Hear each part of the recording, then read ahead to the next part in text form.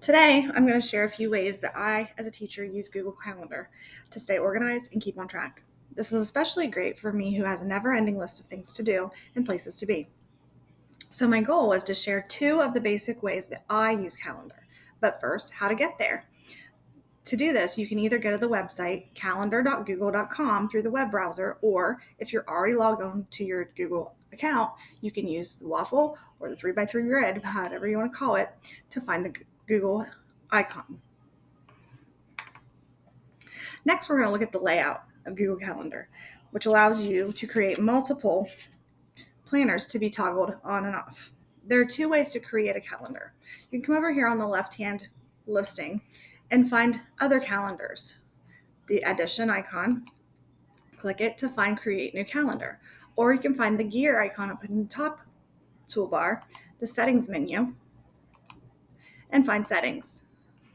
Over on the left-hand side again, come on down to add calendar, create new.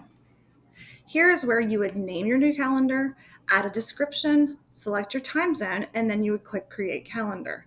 This would allow you to create a new calendar over here on the left-hand side. Take notice that each of my calendars is color-coded differently. This allows you to distinguish between the different calendars. I'm going to select the homework block A. These are all of the different settings underneath. Underneath here, we want to, first of all, make sure that we make our homework, our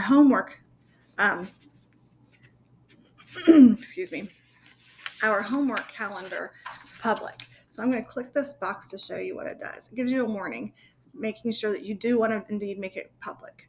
So click OK on that. Since it's a homework calendar, you want it public so that your students have access to it. And then to share your homework calendar, you're going to either get the shareable link and then email that copied link to your parents, students, and whomever else you want to have that shareable link. Or there are the two other options you have as well. You could embed your calendar by using the embed code up to your website, or you could use your URL and you could post that to your classroom. Now I want to look at the other item that I wanted to share with you, and that's how I use my lesson plan calendar. To use that, I create events for each activity. So creating my events, and within the details window, I'm going to add a title for my lesson for the day. Let's say I am doing a lesson on polygons that day. Polygons.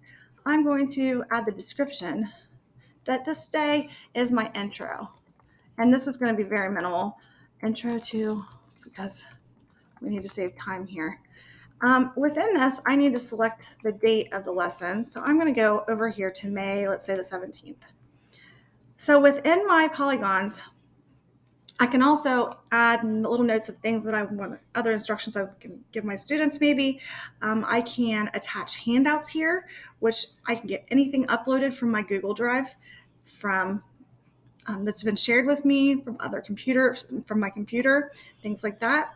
I can also attach any links, insert any links from the computer that I'm going to be using within the lesson. If I'm going to have a guest speaker that day, I can create a Google Meet and upload that link as well.